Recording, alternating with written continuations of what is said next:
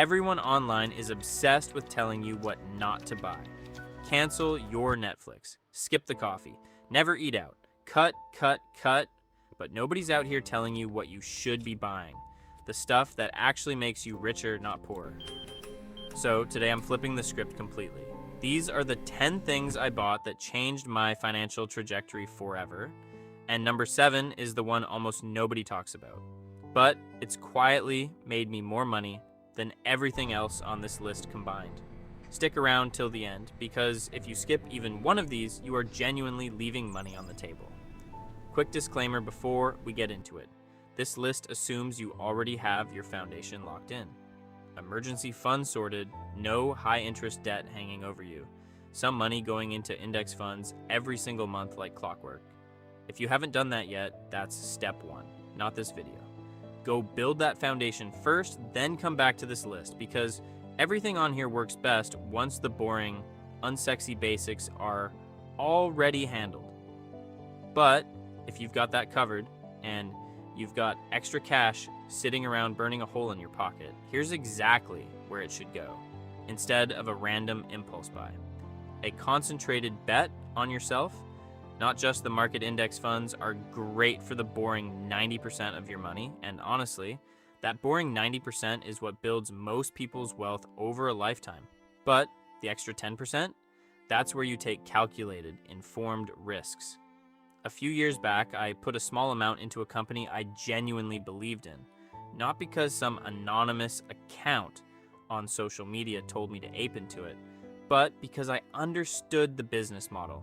I understood their competitive advantage, and I understood why they were positioned to win in their space. That single position has outperformed my entire diversified portfolio combined by a wide margin. Could it have gone to zero? Absolutely, and I went in knowing that.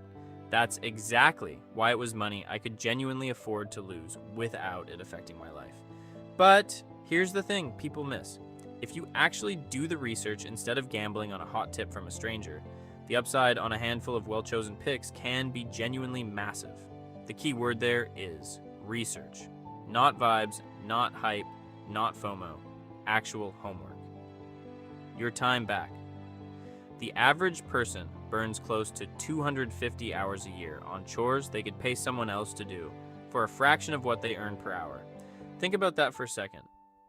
That's over 10 full days a year spent scrubbing bathrooms, mowing lawns, and running errands that don't move your life forward in any meaningful way. Here's the math that changes everything. Take your yearly income, divide it by roughly 2,000 working hours, and that number is your effective hourly rate. The second, you can pay someone less than that number to do a task, cleaning, yard work, grocery runs, whatever it is, and use that freed up time to earn more or build something instead. You're not spending money anymore. You're multiplying it. This was a hard mental shift for me because I grew up believing doing everything yourself was some kind of virtue. It's not. It's just an expensive habit dressed up as discipline. Books from people who've already done it. For the price of 2 coffees, you can download decades of someone else's mistakes, failures, and hard-earned shortcuts directly into your brain in a weekend. I grew up struggling badly in school, constantly told I wasn't cut out for anything academic, and one single book handed to me by a friend completely rewired how I thought about business and what was even possible for someone like me. If you're building something right now, here are 4 I'd genuinely start with. 1 that exposes the slow and steady financial advice most people follow as a trap that keeps them stuck. 1 that explains exactly why most small businesses collapse within the first few years. And more importantly, how to build one that doesn't depend on you showing up every single day. 1 that strips investing down to its simplest, most boring, most effective form. The kind that quietly beats professional fund managers over the long run. And 1 that teaches you how relationships, not spreadsheets, actually run the world. Because no amount of financial knowledge matters if you can't get people to trust you and work with you. Books are, without question, the cheapest mentorship you will ever buy in your entire life. The right people in your corner. This one makes people uncomfortable, but it's true. Who you choose to build your life with is one of the single biggest financial decisions you will ever make, arguably bigger than any stock pick or business decision. I've personally watched friends absolutely thrive because their partner backed every risk they took, believed in the vision when nobody else did, and made sacrifices right alongside them. And I've also watched other friends get financially wrecked, not through bad luck, but because they were with someone who didn't share their goals, resented their ambition, or actively worked against the very thing that was supposed to build their future together. Studies consistently show married couples build significantly more household wealth over time compared to people who stay single. But that statistic only holds when both people are actually aligned and pulling in the same direction. A partner who doesn't understand or support your goals isn't neutral. They're a drag on everything you're trying to build. So choose someone who makes your ambition feel bigger, not someone who makes you feel like you need to shrink it to keep the peace. A mentor, even a free one. Traditional school will happily teach you calculus, the periodic table, and the causes of some war from 200 years ago, and never once mention how a 401k works, what compound interest actually does over 30 years, or how to read a basic profit and loss statement. It simply was not built to make you wealthy. The people who get ahead the fastest almost always have someone a few steps further down the road showing them what actually matters and, just as importantly, what to ignore. You don't need a paid coach charging you thousands of dollars to get this. Podcasts, YouTube channels, free live trainings, and even books put world-class advice directly in front of you every single day now, completely free, which is a privilege earlier generations simply didn't have. The real unlock isn't consuming endless content though. It's picking one high-income skill and going all in on mastering it. Copywriting, coding, video editing, sales, using AI tools to build things people will actually pay real money for. Pick one lane, get genuinely good at it, and the mentorship you consume for free will compound into income far faster than you'd expect. Tools that pay for themselves. A better laptop, a better camera, better software, none of that is a luxury purchase if it directly increases what you're able to earn. My personal rule is simple. If an upgrade allows you to take on higher paying work, deliver faster, or produce a noticeably better result, it's not a cost at all. It's a machine that prints money for you going forward. I watched this play out firsthand with someone close to me who started a small creative business with basic entry-level equipment. Once the skill level outgrew the tools, clients started noticing quality issues that had nothing to do with talent and everything to do with outdated gear. The moment better equipment came in, client feedback changed almost overnight, and the investment paid for itself within a couple of months.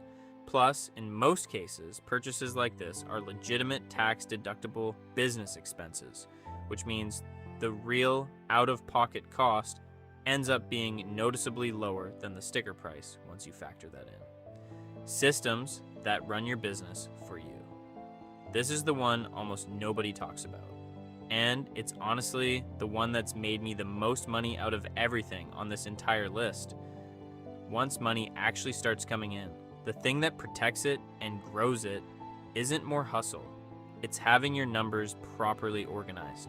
Most people wait way too long to set up proper invoicing, expense tracking, and financial reporting.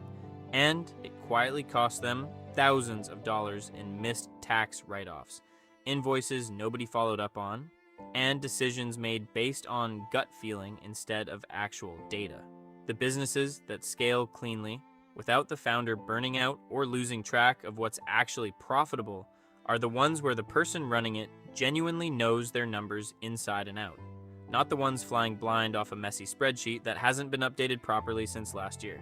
Get this system in place early, even if your business is tiny right now, because retrofitting good financial habits onto a business that's already grown chaotic is far harder than building them in from day one.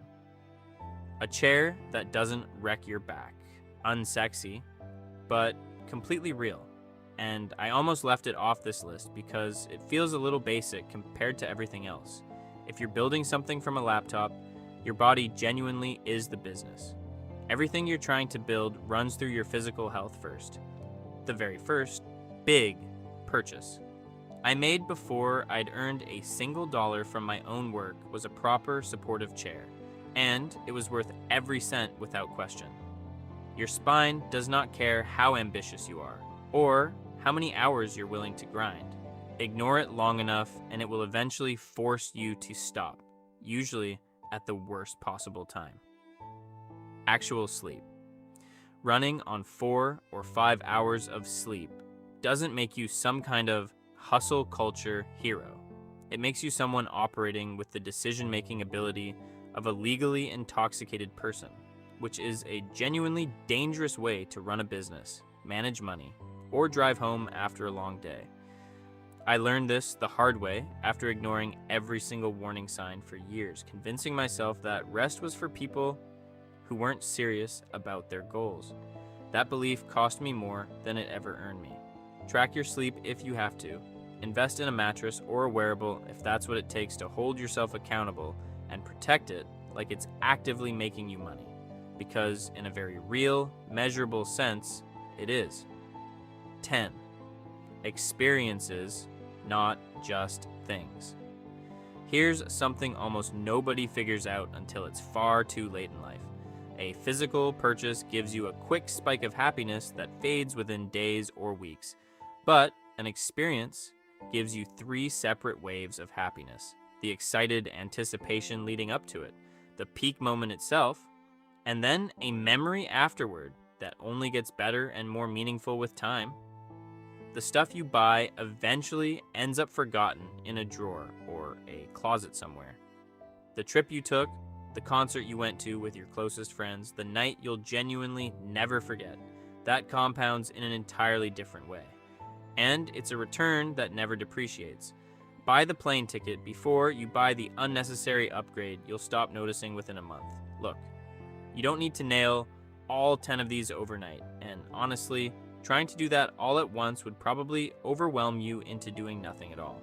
But even getting 2 or 3 of these genuinely right can completely change your financial trajectory over the next few years.